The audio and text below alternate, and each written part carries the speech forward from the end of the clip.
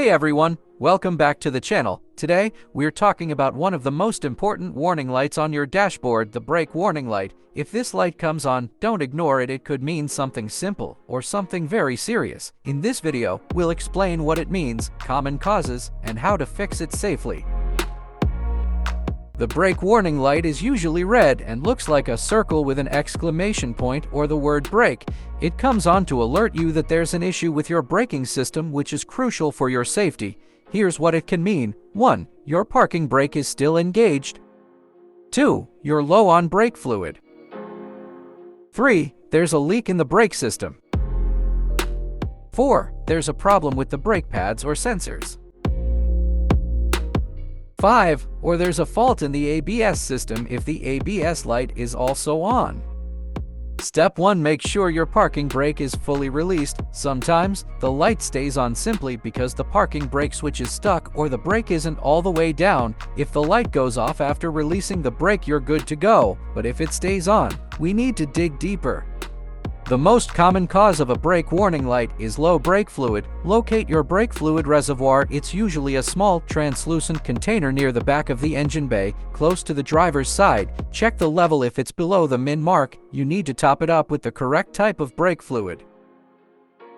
Next, check for fluid leaks around the brake calipers or along the brake lines. Any wet or oily spots are bad news. It means brake fluid is escaping. Also, inspect your brake pads as they wear down. Brake fluid levels drop because the caliper pistons extend further. If you see thin or uneven pads, it's time for a replacement. Remember, driving with worn pads not only reduces stopping power but can also trigger the warning light.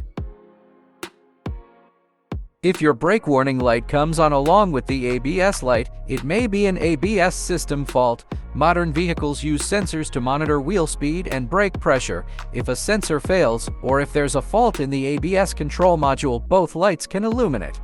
You can use an OBD2 scanner to read the exact fault code. If it's an electrical or sensor issue, it might require professional repair or replacement of the ABS module.